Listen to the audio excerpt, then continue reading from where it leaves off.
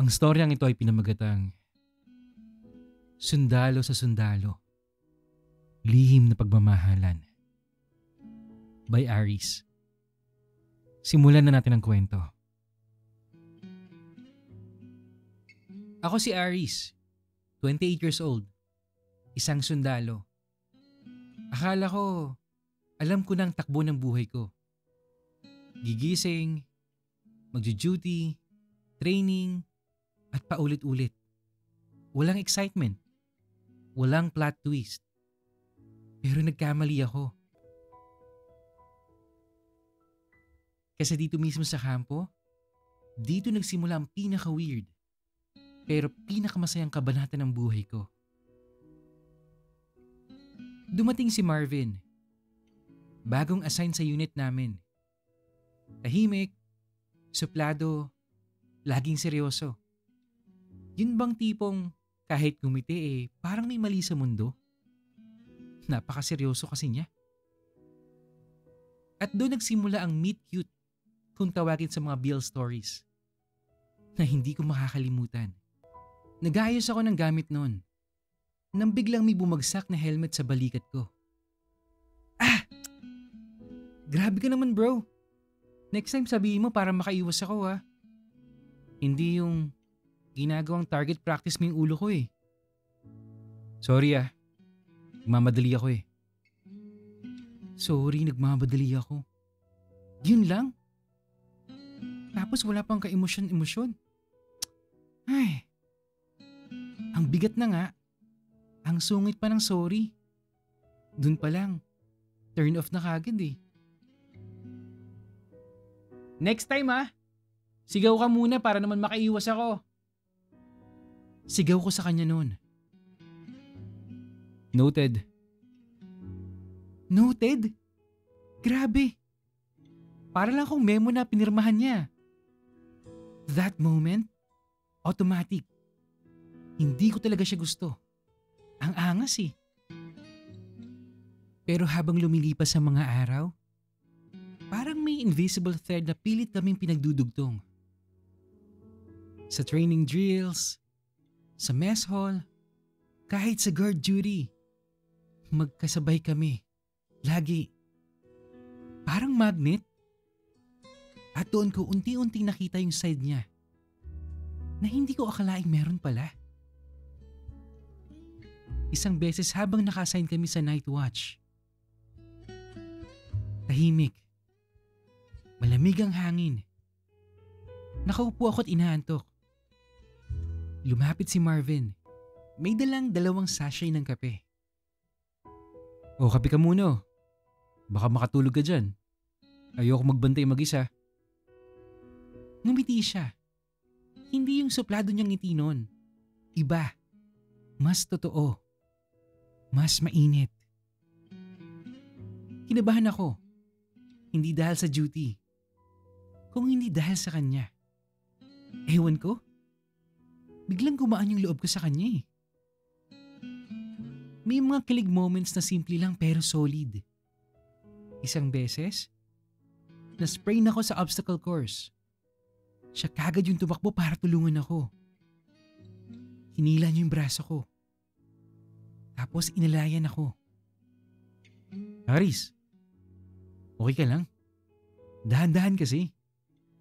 Akin na nga yan. Huwag ka kasing matigas ang ulo mo. Ayos lang ako.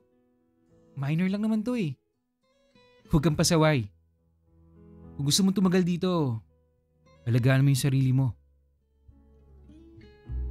Hinawakan niya yung balikat ko. Mahigpit, pero maingat. Ang kulit kasi parang sermon eh. Pero yung pagkahawak niya, sincere. Ramdam na ramdam ko yung pag-aalala niya. Ay, mas kinikilig pa yata ako doon kaysa sa medal na nakuha ko sa drill eh. Dumating yung araw ng graduation namin. Sabay kami naglakad papuntang mess hall. Halos magkadikit ang balikat namin. Hindi ko alam kung napansin niya yon. Pero ako, ramdam ko. Ramdam ko na hindi ako nag-iisa. Para bang gusto kong huminto sa gitna at sabihin na, Marvin, pwede ba kitang mahalin?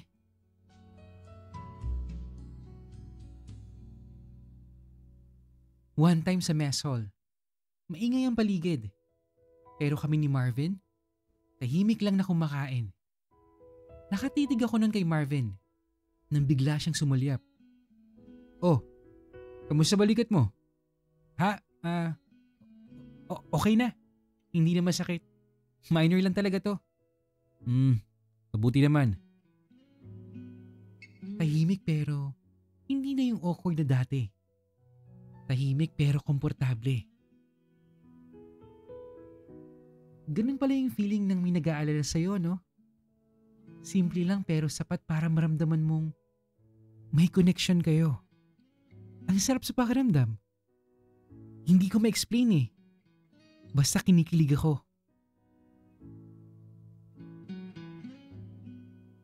Kinagabihan, naglakad kami sa labas. Tahimik na yung kampo nun. Aris? Oh. Salamat. Salamat sa pakikisama. Alam mo, hindi ako sanay makihalo sa iba pero ikaw, iba ka. Iba? Iba na parang masama o iba na okay? Iba na gusto ko. Pwede ko namang basahin yun as sign? Or ako lang ba yung nag-iisip ng kung ano-ano?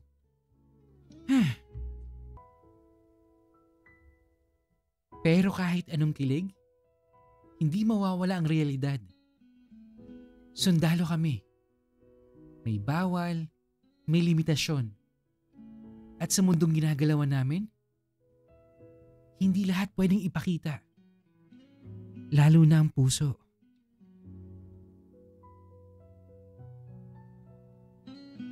Kinabukasan sa training field, nakita ko si Marvin na tumatawa kasamang isa pang sundalo. Si Lieutenant Fuentes. May kung anong kirot sa dibdib ko nang makita ko yon. Bakit ba ako naiinis? Nagsiselos ba ako? Teka, may karapatan ba ako? Hindi naman kami. O Yaris, kamusta? Okay ka lang ba? Okay lang naman. Bakit naman hindi, di ba? Ha? Parang may kakaiba sa'yo. Wala. Pagod lang. Hindi ko alam. Natatakot lang ba ako? O nasasaktan na talaga?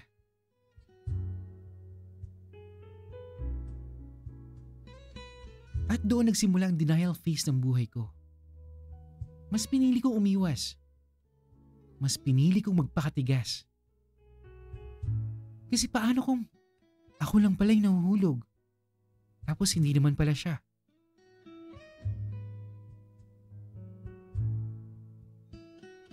Sa sumunod na mga araw, ramdam ng buong kampo na may nagbago sa pagitan naming dalawa.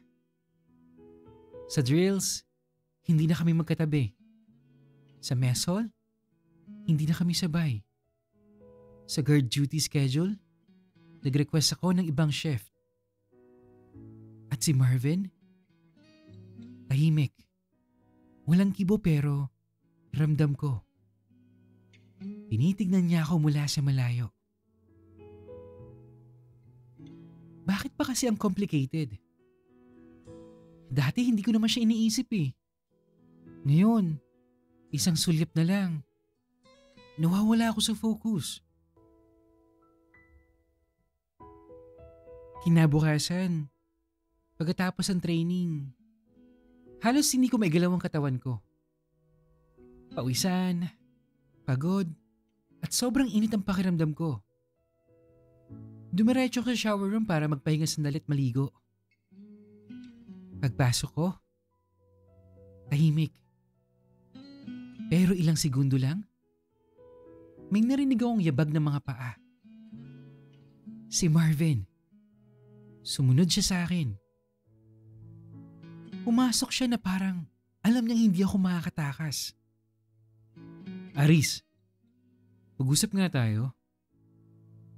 Umikot ako pero umiwas ang tingin. Wala naman tayong dapat pag-usapan eh. Lumapit siya sa akin ng dahan-dahan. Hindi siya galit. Hindi rin agresibo. Pero ramdam ko kagad yung bigat ng presensya niya. Parang isang hakbang pa niya. Didikit na yung hininga niya sa batok ko.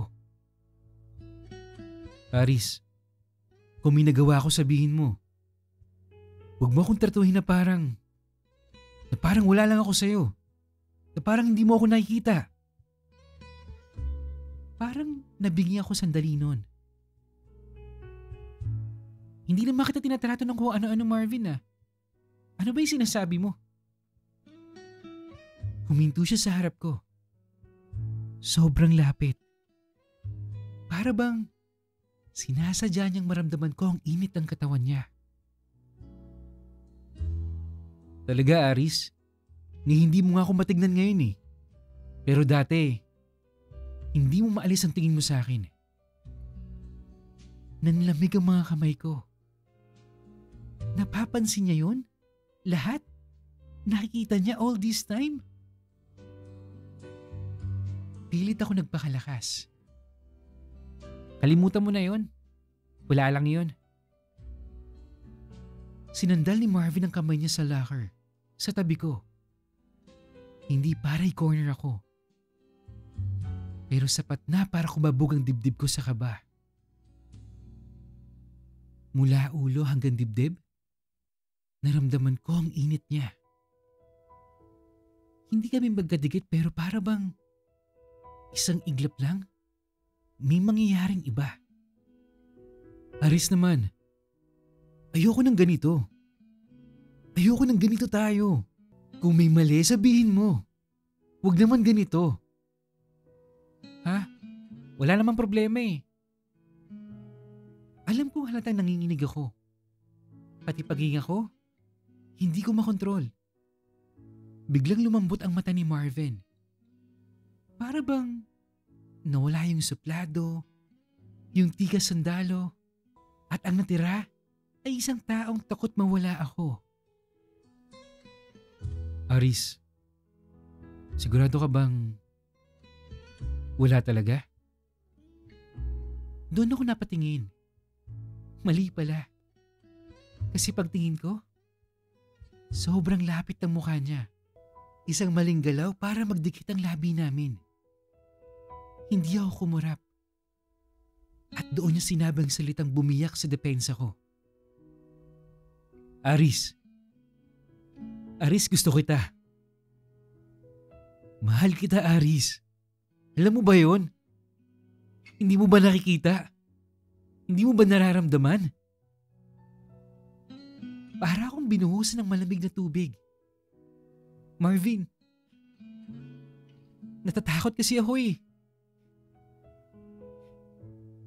Natatakot ako na husgahan tayo ng ibang tao. Hinawakan niya ang kamay ko. Parang takot din siyang masaktan ako. Pero ramdam ko ang init ang palad niya. Ramdam ko na hindi ako nag-iisa. Aris, ayos lang matakot. Kahit ako natatakot. Pero mas nangingibabaw ang nararamdaman ko para sa'yo. Basta tandaan mo, hindi kita iiwan. Napatingin na ulit ako sa kanya. Hindi ko na kayang umiwas pa. Hindi ko na rin kayang itago ang tibok ng puso ko. Gusto rin kita, Marvin. Pero hindi ko alam kung paano eh. Lumapit pa siya. Hanggang sa halos magdikit na ang mukha namin. Hindi niya ako hinalikan. Pinakiramdaman niya lang ang tibok ng puso ko. Na para bang sapat na yun para maintindihan niya ako. Bakit hindi natin simulan sa totoo? Napapikit ako. At doon ko sinabing yung totoong nararamdaman ko. Yung matagal ko nang tinatago. Mahal kita. Marvin, mahal kita nung unang araw pa lang na tinawag mo akong partner. Sa training.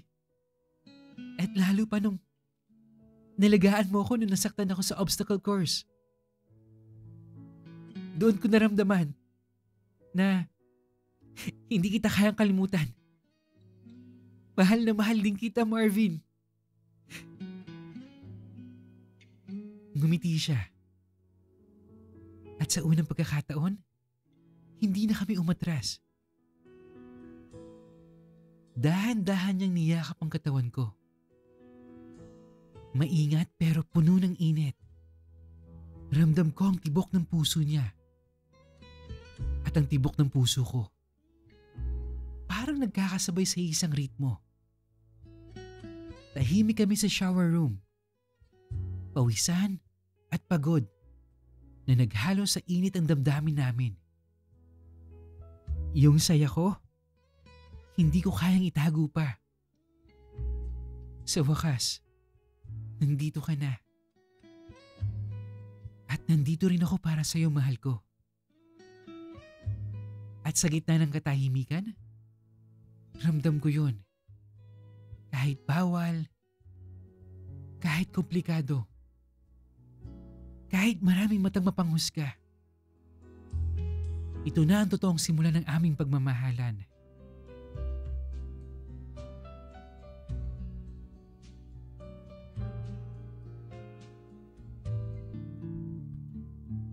Okay, so ang hirap nun guys, no? Yung environment na ginagalawan mo, puro straight. Tapos, bigla kang may in love sa kapwa mo lalaki. Ang dami mong iniisip eh. Kung paano ka tatayo sa sarili mo, kung paano mo ipapakita yung nararamdaman mo nang hindi ka masyadong napapansin o masyadong nahusgahan ng iba. Alam ko, takot ka Aris eh. Well, nakakatakot naman talaga. Mahirap naman talaga mag-out eh. Takot kang masaktan, takot kang ma-judge, takot kang mawala siya. Pero tandaan mo, ang magmahal, kahit kailan, hindi yan kasalanan. Alam nyo guys, ang love, it's not easy. Minsan, kailangan mong maging matapang kahit walang kasiguruhan. Pero tandaan nyo, yung pagkakaroon kasi ng takot, that's normal. Ang mahalaga, hindi mo hinayaang pigilan ka ng takot yung tunay mong nararamdaman eh. Kaya sa mga taong may lihim na pagtingin sa nagugustuhan nila, kung nararamdaman nyo guys na may chance kayo, sabihin nyo or at least iparamdam nyo para naman hindi na kayo masama sa grupo ng SMP. Alam nyo ba yung SMP guys? Yung samahan ng malalamig ang Pasko. So, para naman magkaroon na kayo ng partner before Christmas para hindi kayo masama sa SMP. Okay, so, comment nga dyan yung mga single and looking for love. Baka naman sa comment section kayo makahanap ng love life. Huy! Well, tandaan nyo guys, minsan, sa maliliit na hakbang lang, yung parang simpleng, hi, o kamusta? Diyan nagsisimula eh, yung pinakamagandang kwento. If you enjoyed this story, don't forget to hit like, comment, subscribe, and hit the notification bell para updated ka sa mga news stories natin. And of course, please continue sending your stories sa email natin. That's mentominstories@gmail.com. Malay mo next time, kwento mo naman ang mabigyan ng buhay dito. Yun lang at maraming salamat po sa pakikinig. Hanggang sa muli.